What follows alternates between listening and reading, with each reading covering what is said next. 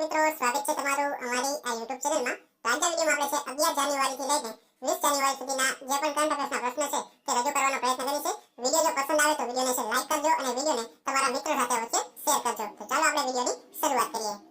તો પહેલો પ્રશ્ન છે કે નેશનલ ગ્રીન હાઇડ્રોજન મિશન હેઠળ કયા શહેરમાં પ્રથમ ગ્રીન હાઇડ્રોજન સેન્ટર બનાવવામાં આવશે? તો જવાબ આવશે તેમાં ઓપ્શન ડી, વિશાખાપટ્ટનમમાં આ ગ્રીન હાઇડ્રોજન સેન્ટર બનાવવામાં આવશે। ત્યારબાદનો પ્રશ્ન જોઈએ તો ભારતીય ક્રિકેટ કંટ્રોલ બોર્ડ એટલે કે બીસીસીઆઈના સેક્રેટરી તરીકે છે કોની નિમણૂક થઈ છે? તો આમાં જવાબ આવશે મિત્રો ઓપ્શન એ, દેવજીત સેઠિયા છે તેઓની નિમણૂક કરવામાં આવી છે। ત્યારબાદ આગળનો પ્રશ્ન કે તાજેતરમાં જ કોણે શ્રીનગર સોનમાર્ગ રોડ પર ઝેડ મોડ ટનલનું ઉદ્ઘાટન કર્યું હતું? તો આમાં જવાબ આવશે ઓપ્શન એ, નરેન્દ્રભાઈ મોદીએ છે આ શ્રીનગરમાં છે તે સોનમાર્ગ રોડ પર ઝેડ મોડ ટનલનું ઉદ્ઘાટન કર્યું હતું। ત્યારબાદ આગળનો પ્રશ્ન છે કે ગુજરાત શહેર તંત્રની અતિ આધુનિક જે સુવિધાથી સજ્જ સૌથી મોટી પોલીસ લાઇન ક્યાં બનાવવામાં આવશે? તો આમાં જવાબ આવશે ઓપ્શન એ, અમદાવાદ શહેરમાં છે આ બનાવવામાં આવશે। ત્યારબાદ ભારતીય સેનાએ કયા સ્થળે 77માં આર્મી ડેની ઉજવણી કરી છે? તો જવાબ આવશે ઓપ્શન બી, પુણે। ત્યારબાદ આગળનો પ્રશ્ન કે તાજેતરમાં જ ભારતીય મહિલા ટીમે ઓડીઆઈમાં કોને 304 રને હરાવી ઐતિહાસિક જીત મેળવી છે? તો આમાં જવાબ આવશે ઓપ્શન સી, આયર્લેન્ડ દેશને હરાવીને। ત્યારબાદ આગળનો પ્રશ્ન કયા રાજ્યનું એસટી નિગમ સમગ્ર ભારતમાં દૈનિક 75,000થી વધુ ઓનલાઈન ટિકિટ બુકિંગ સાથે પહેલા સ્થાન ઉપર છે? તો આમાં જવાબ આવશે ઓપ્શન બી, ગુજરાત રાજ્યનું। ત્યારબાદ આગળનો પ્રશ્ન કે તાજેતરમાં જ હેનરી પાસપોર્ટનું રેન્કિંગ આવ્યું તેમાં ભારત કયા સ્થાને રહ્યું? તો આમાં જવાબ આવશે ઓપ્શન સી, 85 ક્રમ ઉપર।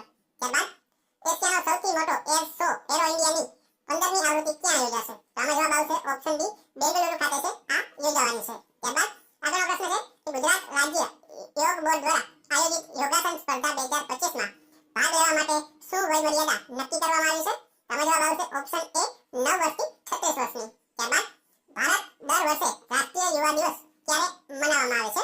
તો આમાં જવાબ આવશે ઓપ્શન ડી, 12 જાન્યુઆરીના દિવસે રાષ્ટ્રીય યુવા દિવસ છે તે મનાવવામાં આવે છે। ત્યારબાદ તાજેતરમાં જ કોને American magazine track and field news દ્વારા 2024નો શ્રેષ્ઠ ભાલા ફેંકનાર છે જાહેર કરવામાં આવ્યો છે? તો જવાબ આવશે ઓપ્શન સી, નીરજ ચોપડાને। ત્યારબાદ આગળનો પ્રશ્ન છે કે તાજેતરમાં જ કોના દ્વારા ગુજરાતના સાંત્વના કેન્દ્ર શરૂ કરવામાં આવશે?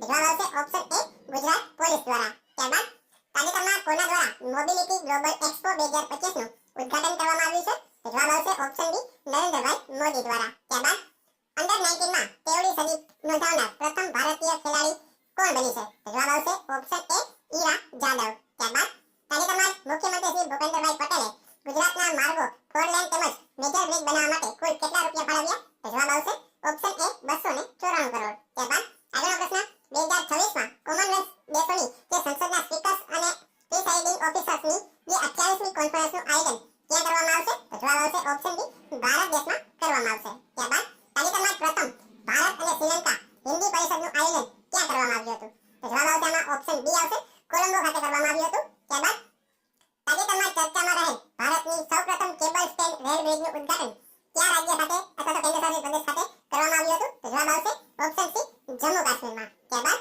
આગળનો પ્રશ્ન તાજેતરમાં જ વર્ષ 2025 માટે કુલ કેટલા લોકોને પ્રવાસી ભારતીય સન્માન પુરસ્કાર 2025થી સન્માનિત કરવામાં આવ્યા હતા? તો જવાબ આવશે આમાં ઓપ્શન સી આવશે, 27 લોકોને સન્માનિત કરવામાં આવ્યા હતા। ત્યારબાદ તાજેતરમાં જ એમ્પાવર હર બીસ નામની પહેલ નીચેનામાંથી કોના દ્વારા શરૂ કરવામાં આવી હતી? તો જવાબ આવશે ઓપ્શન બી, મહિલા ઉદ્યમિતા મંચ દ્વારા છે તે આ પહેલ શરૂ કરવામાં આવી હતી। ત્યારબાદ પ્રધાનમંત્રી નરેન્દ્રભાઈ મોદીએ મુંબઈના નેવલ ડોકયાર્ડ ખાતે નૌકાદળના કયા જહાજને લોન્ચ કરી રાષ્ટ્રને સમર્પિત કર્યા છે? તો જવાબ આવશે મિત્રો ઉપરોક્ત બધા એટલે કે આઈએનએસ સુરત, આઈએનએસ નીલગિરી અને આઈએનએસ વાગસીર આ ત્રણે છે જહાજોને છે રાષ્ટ્રને સમર્પિત કર્યા છે। ત્યારબાદ આગામી 76માં પ્રજાસત્તાક પર્વની રાજ્ય કક્ષાની ઉજવણી છે કયા જિલ્લામાં કરવામાં આવશે? તો જવાબ આવશે ઓપ્શન એ, તાપી જિલ્લામાં। ત્યારબાદ તાજેતરમાં કઈ થીમ સાથે કેન્દ્રીય ગૃહમંત્રી અમિત શાહના હસ્તે રાજ્યવ્યાપી માર્ગ સલામતી કેમ્પેન 2025નું લોન્ચિંગ કરવામાં આવ્યું હતું? તો જવાબ આવશે ઓપ્શન ડી, પરવા। ત્યારબાદ આગળનો પ્રશ્ન છે ગુજરાતમાં ઉત્તરાયણ દરમિયાન ઘવાયેલા પશુઓની સારવાર માટે કયું અભિયાન હાથ ધરવામાં આવે છે? તો જવાબ આવશે ઓપ્શન ડી, કરુણા અભિયાન। ત્યારબાદ તાજેતરમાં જ કોણે British junior open under 17 girls સિંગલનું ટાઇટલ જીત્યું છે?